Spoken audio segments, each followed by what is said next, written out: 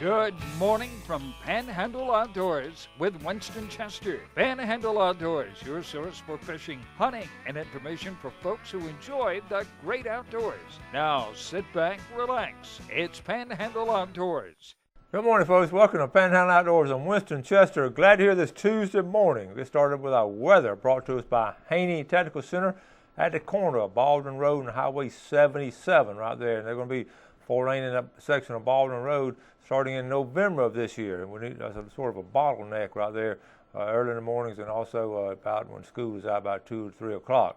So anyway, it's going to make it easier to go by Haney and check out all the programs they have there. High today, we're looking at 88 degrees, low of 72, and the water temperature is still remaining around 80 degrees. So that's good stuff right there.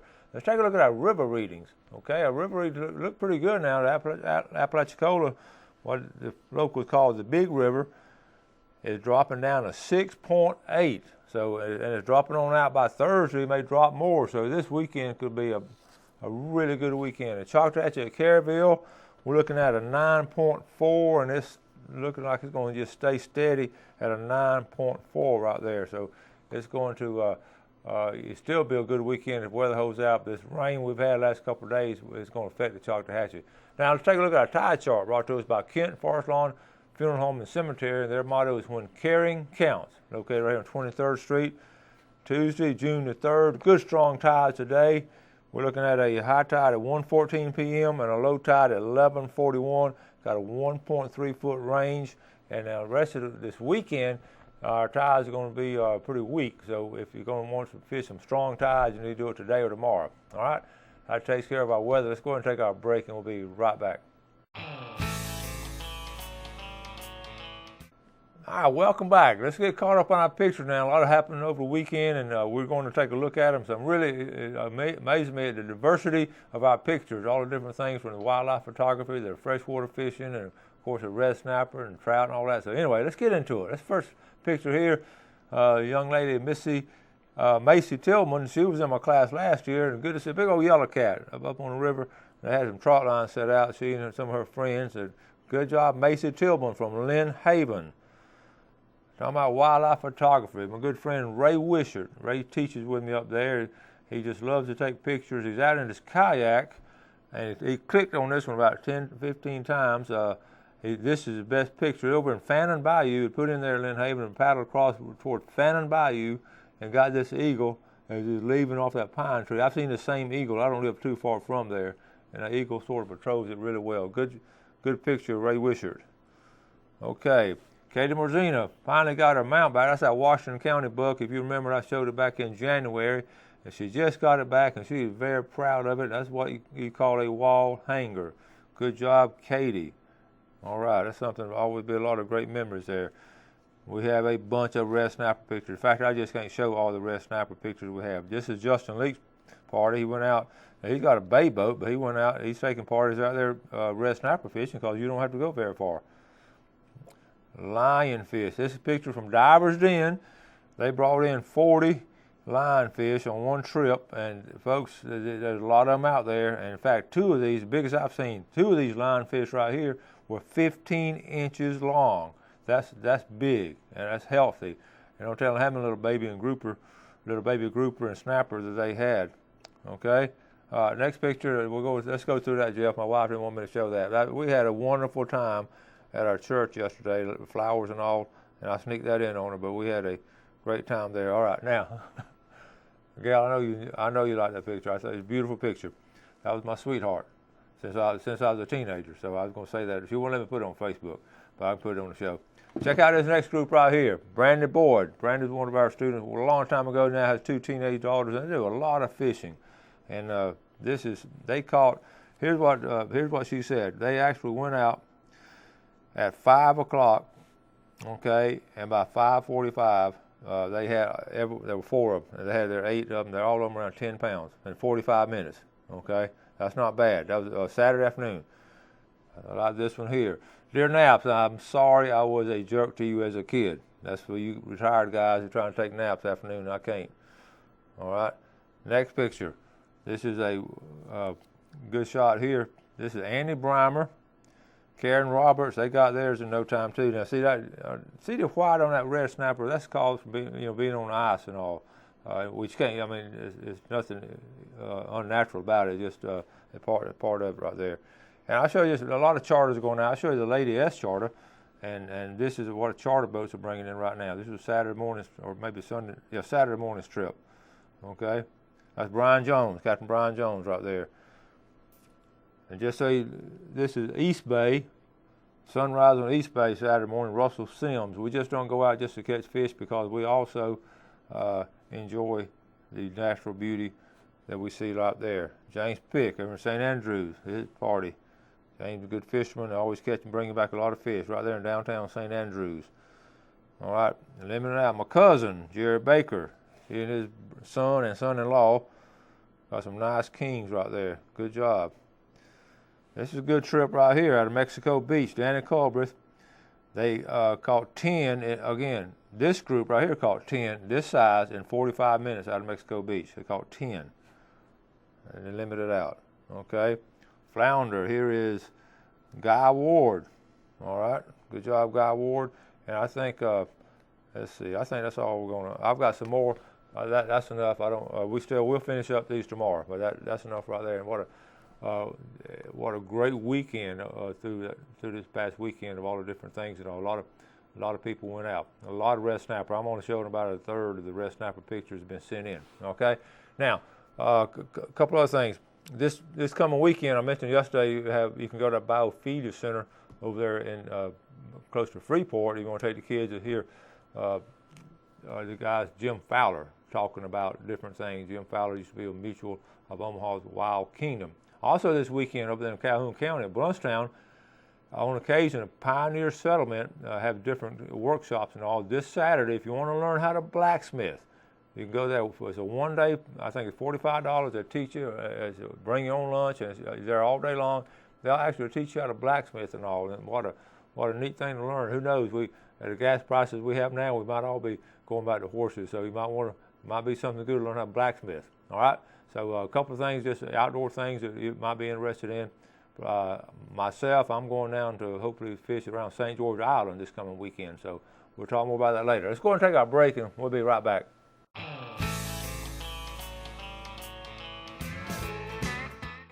All right, welcome back, and a special good morning to Jody and Pat Brookins, the loyal viewers up there off the Choctaw River. I know, Pat, you might have to, Jody probably dozed off. Wake him back up, tell him I said good morning to him. All right, appreciate y'all watching the show. Good friends up there. Now, let's go ahead and get into our video. Red snapper, you know, I've been showing some pictures of some really large red snapper, and I love catching those large red snapper, but really, these medium-sized red snapper, that's what the restaurants like, and that's really the best kind of eating we have. So we got this video, and we don't catch any really big red snapper, but we catch great eating-sized red snapper. So let's go ahead and roll this video, Jeff. All right, folks, we're getting ready to go out fishing today. We're going on a 36-foot lures. We'll start with the captain. We're going to let everybody introduce themselves. Good morning, Larry Stevens. Larry, this is a nice boat you have. Thank you. Now, what's our game plan for today? We're going to run about 30 miles offshore and do a little bottom fishing. Okay. Catch a few snapper and group. All right. Hey, I'm Larry's boy. I'm Brad Stevens. We try to do this just about weekly, but while we're out there catching grouper and snapper, we're going to troll for some big moves. They've been catching about them 75 to 90 pound range almost daily, so we're going to see if we can get lucky. Okay, I know Brad, he runs Sunjammers, one of our sponsors. Kit? Hi, Kit Carson. Kit, you going to catch the biggest one today? I'm going to try. All right. And this is your brother. Jimmy Stevens. Jimmy? You worked at a paper mill? Or? Yeah. Yeah. A lot of y'all know Jimmy. What's your favorite fish to catch? Grouper. Grouper? Yeah. Brad just putting mackerel on right there. Yep. Ready for the snapper. Here's our bait. We got mackerel and of course Raphael Fisheries cigar vinegar. What you got, Jimmy? Trigger fish. Got something. Got bait. Got bait.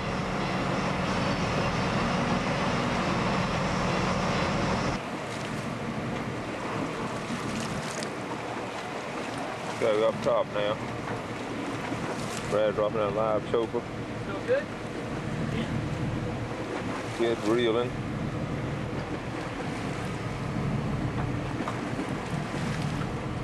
Jimmy's over here baiting up. Machinist unit. Retired back there. 41 years with paper mill. All he does now is fish.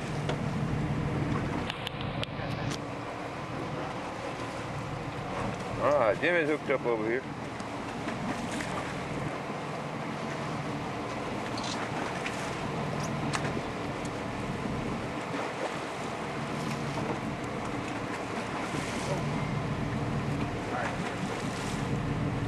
Oh, nice one. That's what we're talking about. I don't think he's gonna need to measure that, is he? No, I think he'll make it. Good job, Jimmy. Well, we're gonna measure just 20 inches. Yep. right at 20 inches. Nice snapper. All right, Brad bowed up over here.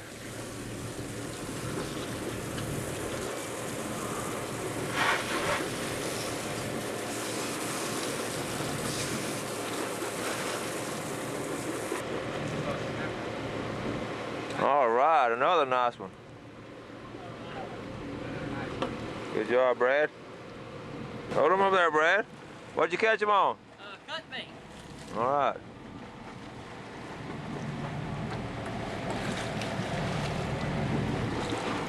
Put him in the box.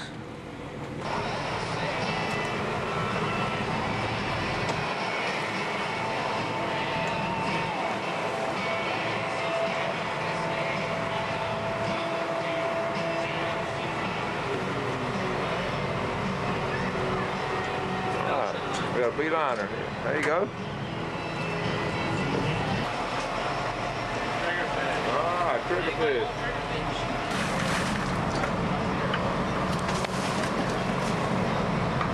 The turtle.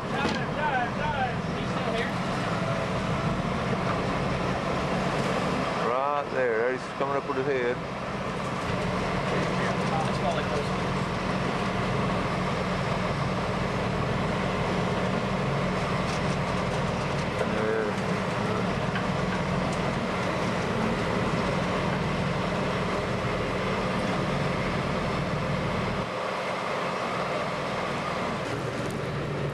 We got bowed up on another one over here. Bent pole. Ooh, there he comes.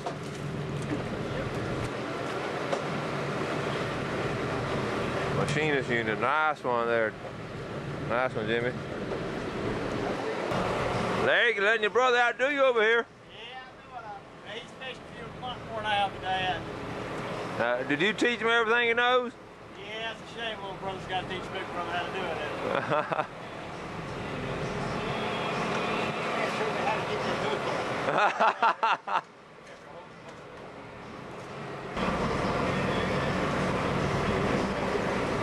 What you got coming up, Coach? I don't know. I see a school of dolphin around it, though. There's a lot of fish around it.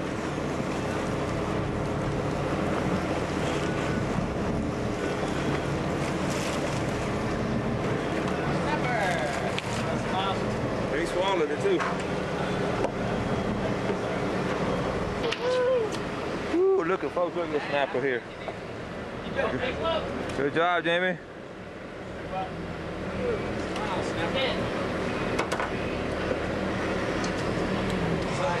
How much is it? He's just right at 6 pounds. 6 pound. Nice snapper there, Jim.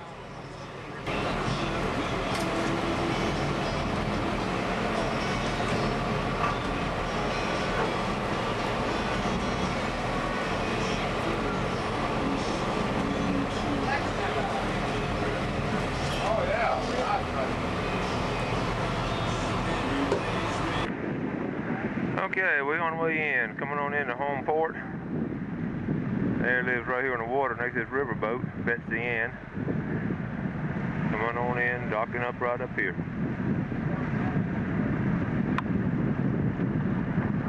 Folks, we're wrapping up a good trip. Jimmy, Well, Jimmy, he's over there cleaning up the reel. Larry, you were the captain. We got our limit today, didn't we? Yeah, we got all the snapper they'd let us keep. We got a few nice ones there. The one Brad's cleaning right there is real nice. Well, I want to thank you for taking us on a fine trip. It's great anytime you can go ahead and get your limit. Brad, that's our big one right there? Yeah, this is the big one that my uncle caught. Somehow I get stuck cleaning them. Your uncle catches it and you clean them. That's it. Oh, well. Over here got a fillet. Kid, you did a good job today fishing. You enjoy it? Oh yeah, I always enjoy it. Enjoy it. The man up there, Jimmy, I think you won the prize today. You did a good job. You got the jackpot. Yeah, he won Nothing in it though, huh?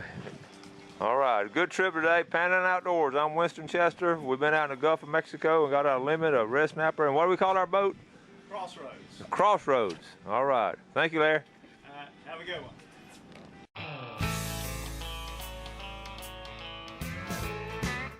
All right, welcome back. Hope you enjoyed that good little trip right there. Let's take a look now at Mark Cowart from Edgewater Beach Realty, our fishing game times for today. Mark's number is 832-6000.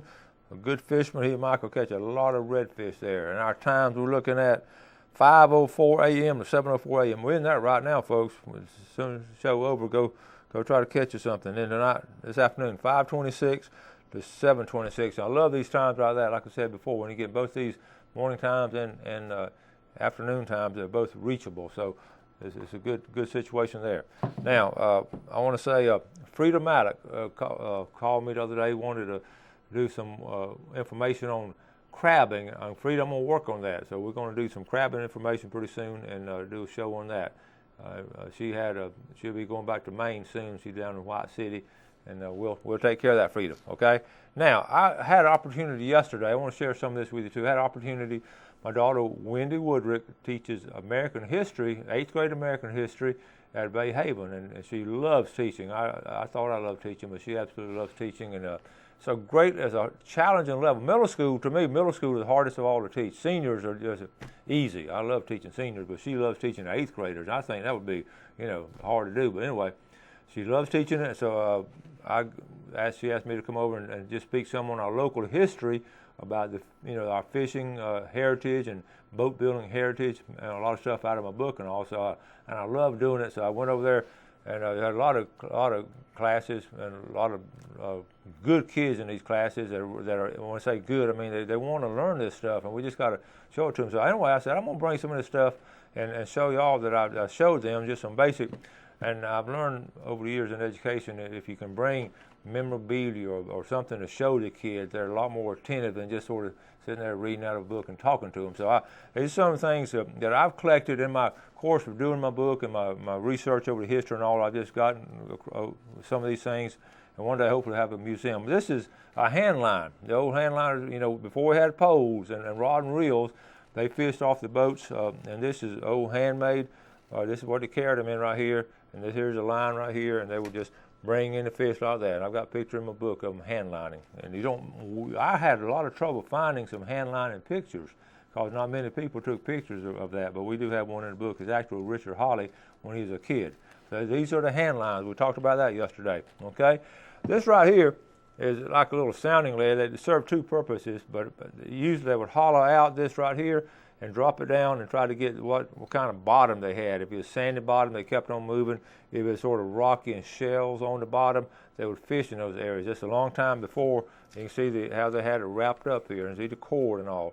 It's before they had bottom machines and things like that. It's really fascinating to how they did that, and it had different depths and all. And they didn't, but they, like right now, we're catching a lot of snapper. Everybody's getting excited. Oh, there's snapper right offshore.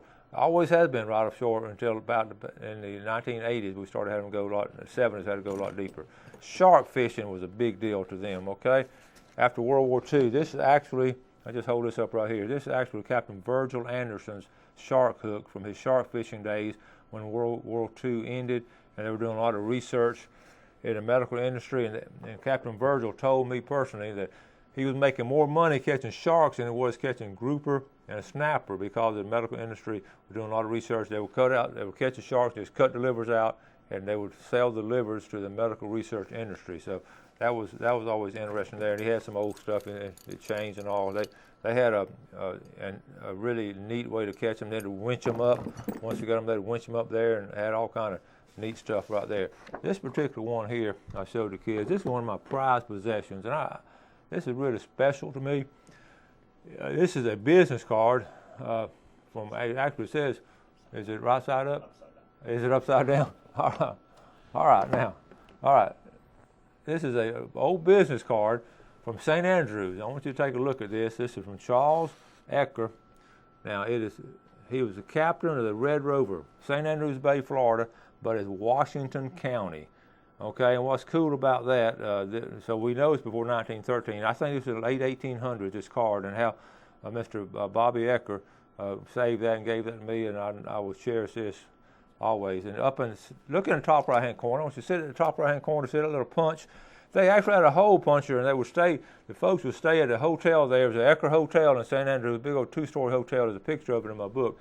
And one of the things, if they stayed at a hotel, they got a free boat ride. So they would get the card, and he would punch it to make sure, they couldn't get more than one free boat ride. But there's all kind of neat stuff in there. Then also, I brought some files and showed the kids in the research, just different, when I was doing research. Like this is just one file. This file, I just happened to pull this one out last night. The fish houses, okay? These are all the fish markets. I copied all this from that's just one file, and I bet I've got a file full of these about our history, and this is right here. It's not that thick right here, about 5 or 6 pages on the boat Martha Lillian, and that's how I did a lot of the stories. The newspaper did such a good job covering. I was reading the story right here. They went out in the afternoon and caught 1,000 pounds. Took the mayor out and caught 1,000 pounds off the Martha Lillian. That's not bad to go in the afternoon and catch 1,000 pounds, is it? But anyway, it's just a little bit of stuff when I'm doing a talk on our local heritage and local history and sharing things, I like to have, and I have more stuff too, but that's enough right there. So I just want to share that with you. I thought you would find that enjoyable, okay? Got to wrap things up now. Tomorrow I have Rick Corley on. They've got a special guest coming on Thursday on a new invention, so we'll talk about that later. Got to get out of here. As always, appreciate you watching our show. You do something good for somebody today. Have a wonderful day, and God bless. Thanks for joining us for Panhandle Outdoors with Winston Chester. Panhandle Outdoors features hunting, fishing, and other activities and information to help you enjoy the great outdoors. Join us next time for Panhandle Outdoors.